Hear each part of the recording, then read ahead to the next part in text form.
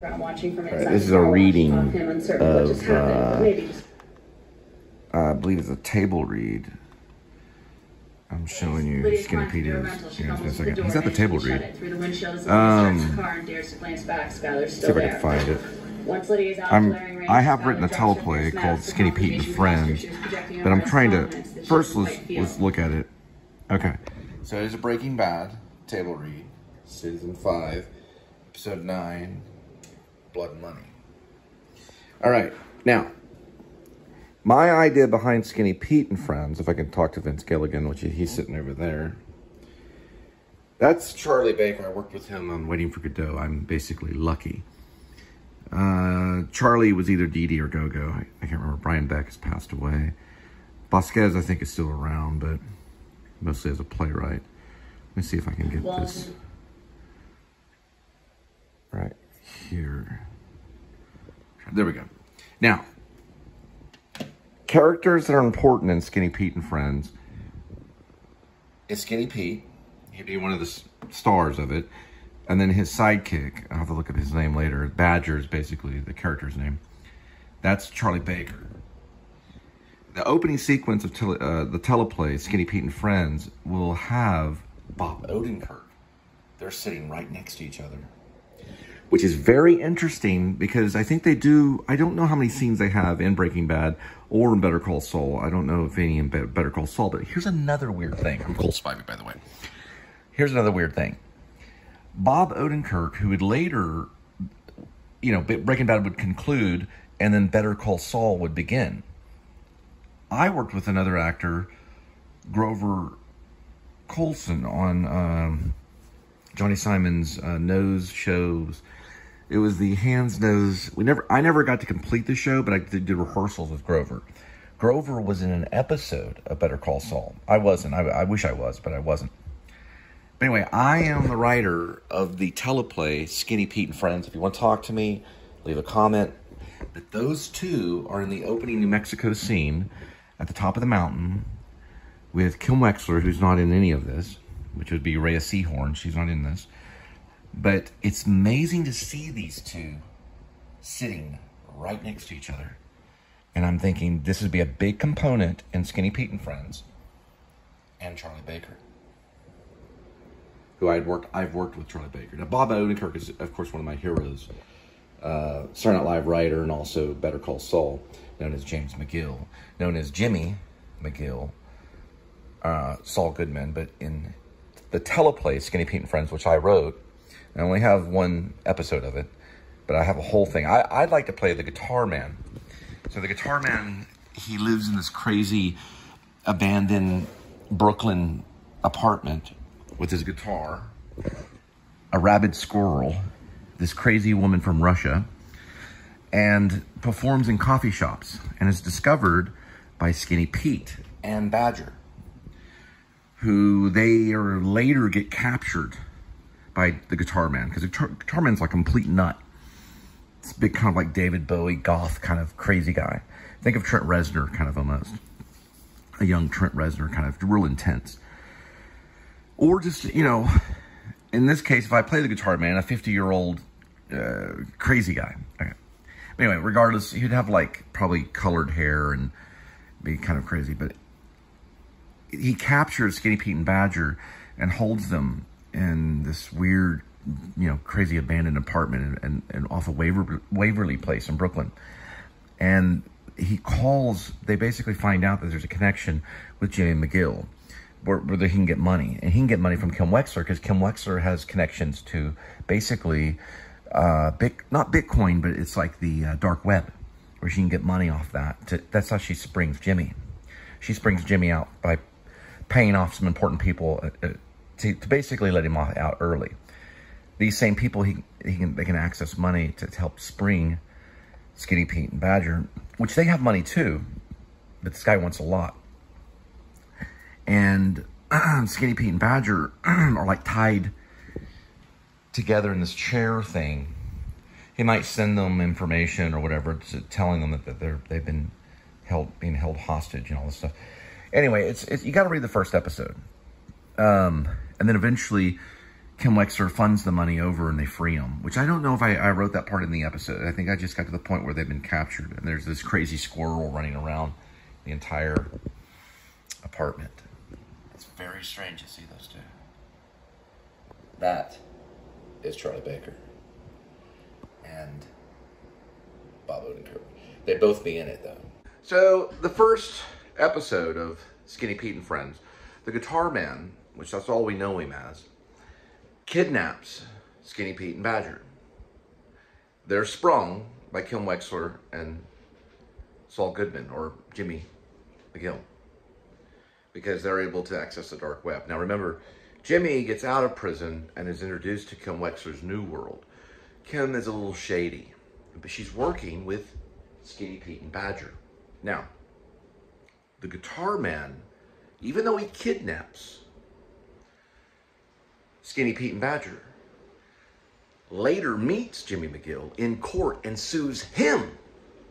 The kidnapper sues him because it was all part of a performance. He had cameras set up all in his apartment and everything.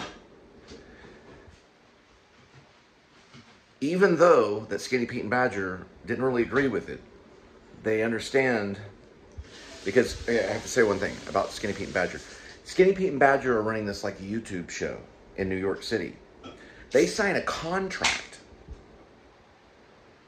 Take two. They sign a contract with the guitar man. He lives with his Russian chick that's really crazy. The guitar man does. They sign a contract with the guitar man from the beginning so that they can be on the Skinny Pete and Friends YouTube show. That's where it comes from. Skinny Pete and Friends is a YouTube show. Now listen, they sign a contract with him. So that contract is brought to court later on. And he sues Skinny Pete and Badger.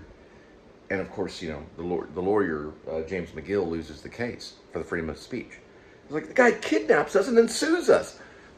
And he wins it in court. Now, this is way later in the episodes, way down the line in the episodes. The guitar man kind of disappears and goes away for a lot of the episodes. Now, I'm willing to work with Vince Gilligan if he, you know, if he wants to. I know my style's a little bit different, but that's my first episode. That's my first shot. This would like have something to do with dark web and hacking, YouTube shows, sensation, phenomenon. It'd be a little different than Better Call Saul. It'd be a little bit different than Breaking Bad. Now, here's the thing about the drug aspect of it. So why is Skinny Pete and Badger, why are they so, you know, well off? Because they're living in townhomes or in condominiums. You know, they have huge offices, even though people don't even have offices in New York City. But they're in New York City and they're big-time players because they get involved in the CBD trading, meaning they sell CBD. So they do very well. They get out of the meth thing and they go into the CBD thing. And pretty much like all 50 states are starting to become like recreational to a certain degree. Texas will be the last, of course. But there'll be some of that going on because you have illegal trading of CBD, you have illegal trading of, you know, marijuana, and then you have legal trade, which has to do with the state and stuff like that. We can bring some of that in, but it's not Breaking Bad and it's not Better Call Saul, but it's kind of a combo in between the two, dealing with Skinny Pete and Badger as the lead people. And you know, and Charlie Baker could still, he could definitely play Skinny Pete if you've seen him lately. He could still play him. And the other guy, I got to find his name because he's an actor. I know he's good, and we use the original Badger too. Anyway, it's an idea. Oh yeah, the people that would have to be called upon, of course, would be Kim Wexler, which would be Seahorn, Rhea Seahorn, and of course we'd have to drag Bob Odenkirk back in. We can even have like the ghost of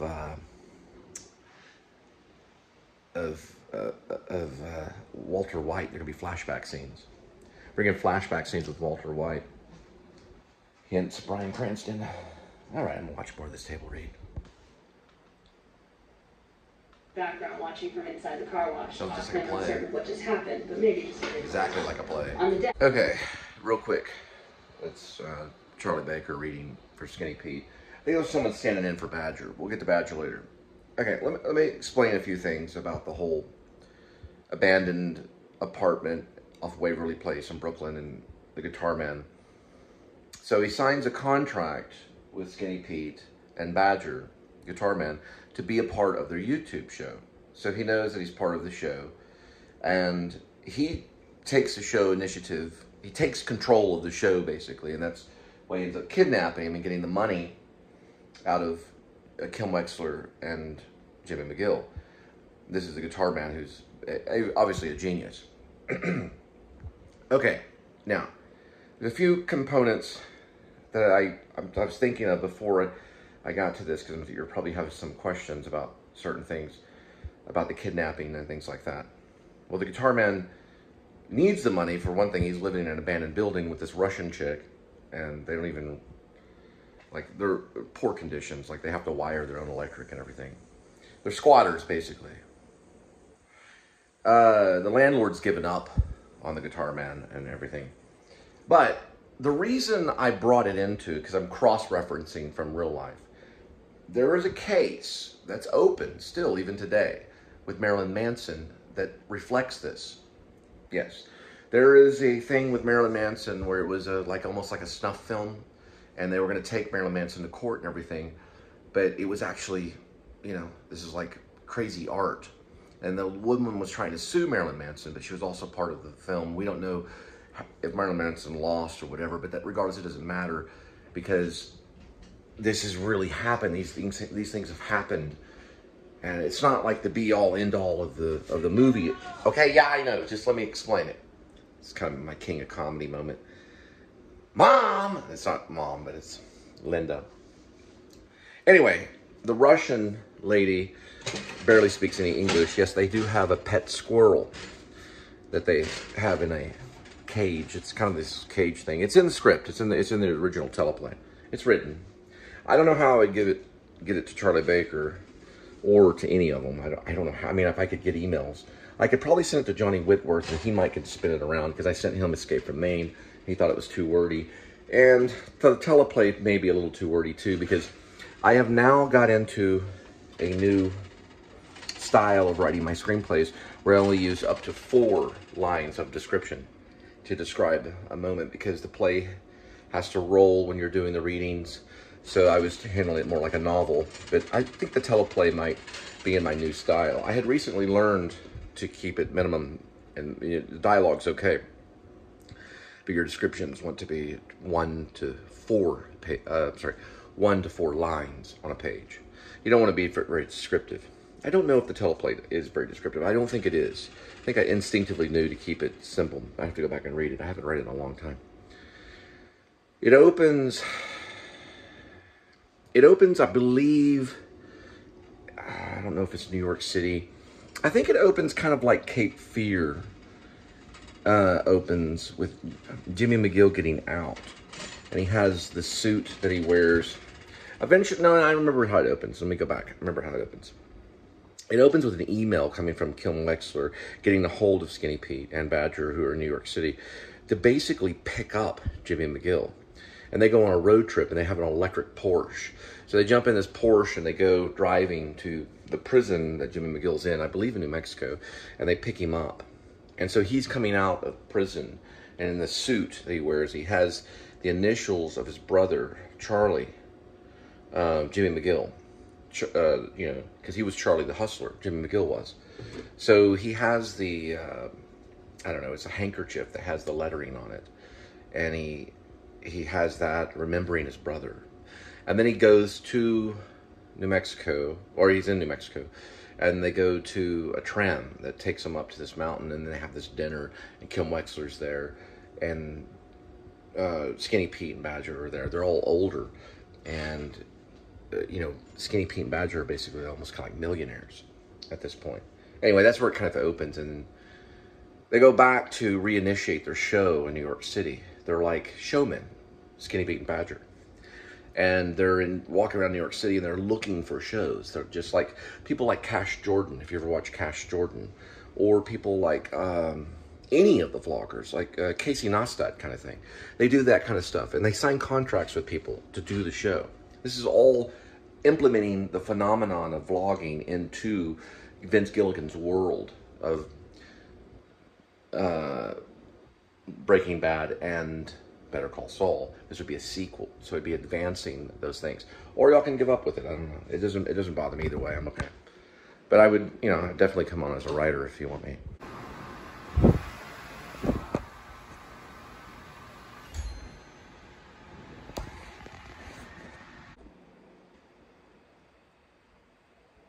This is it. This is the golden moment when Jimmy lands his first client. Okay, listening to the table read of Better Call Saul. Now, what is Better Call Saul? It is a prequel to Breaking Bad. Now, El Camino, of course, is afterwards, after Aaron Paul's character Jesse gets released from the drug prison, or the druggie prison. Skinny Pete and Friends is way sequel. It's modern day, dealing with YouTube, and, you guessed it, Saul Goodman, or Jimmy McGill, a criminal lawyer, which there are. There are criminal lawyers. There are people that have gone to prison and have become lawyers. They're called criminal lawyers, which is pretty much what Saul Goodman is later on in Breaking Bad. Better Call Saul is a prequel. Now, it does deal with even more of a prequel because it gets into the backstory of Jimmy McGill. We're with Skinny Pete and Friends, which is, you know, Vince Gilligan didn't sue me. And I say, bring it on, buddy. Bring it on. Freedom of speech. He will go with intellectual property. I will just bring back this whole thing to Renaissance drama called A Guy Named Shakespeare, a little show called The Merchant of Venice, which is pretty much what Better Call Saul kind of is. Anyway, regardless, yes, there are names and characters that have become famous, which if I coin or jump into, of course, I would obviously become famous and the power would be given to me. Well, regardless, Skinny Pete and Friends, it has been done. Listen, people have taken other stories, reinvented them, and it's been done millions of times. And other writers are in the grave or even alive. They're going, wait a minute. But it's been done. Regardless, Jimmy McGill acts as a criminal lawyer with Kim Wexler as kind of the, if you look at the evil trinity, it's usually Satan who's not seen. Then you have, of course, the Antichrist who is seen in the front. Then you have the evil literature. Saul Goodman and, of course, Kim Wexler would be Satan. Well, they're not really Satan, but they're kind of shady because they're advancing Skinny Pete and Badger's show and making lots of money off of it. And they're watching it on their own, they're watching it on YouTube. It's about YouTube, okay? Skinny Pete and Friends is about YouTube, basically. And it's going on right now. That's a table reading from the past of Better Call Saul. What you're watching is a version of Skinny Pete and Friends, in a way. If they launch it even further and they want to make some moolah on it, it's my intellectual property as well. Even though I'm using names. People have rewritten Shakespeare plays and use the same name, blah, blah, blah, blah, blah, blah. Shakespeare can't care because he just rolls and rolls and rolls in the grave. Hence why I talked about The Merchant of Venice. Regardless, what I like about it is when he's released in prison, he has that handkerchief that has CM on it, which stands for Charlie McGill. And that's Charlie Hustler, as in James McGill. You got to know Better Call Saul to understand this monologue. All right, we're cutting. And I'm going back to the table read. I want my moolah for all the advertisement for Better Call Saul, by the way. And this is funny when he's dealing with the kids. He does it again whenever he's kind of down and out and becomes a filmmaker and has those other kids that he's paying. This is even an advancement of that. I mean, it's brilliant. So it's advancement of the Jimmy McGill character. So anyway. And here we go with today's kitty.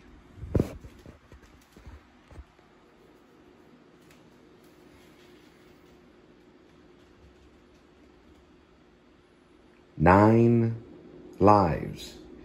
Each life has a number. Numbers 1 through 9. Swirl the kitty. Pick a life. Today's kitty is Scratchy.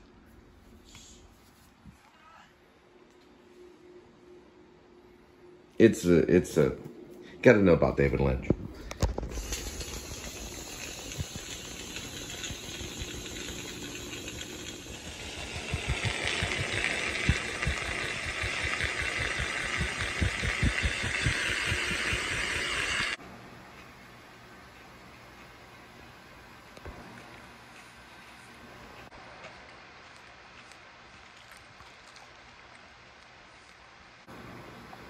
Yes, it is true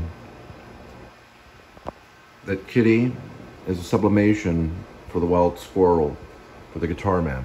In real life, it was a kitty. But I changed Kitty into a squirrel. I don't know if I called him Timmy, because I used Timmy for a children's story I wrote. But yes, the wild squirrel and the teleplay, Skinny Pete and Friends, which is a sequel to Breaking Bad and Better Call Saul.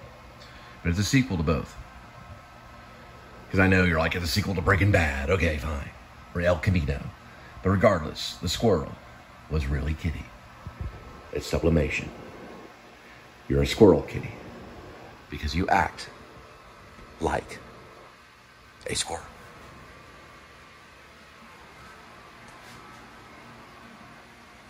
Because that's what a squirrel would do.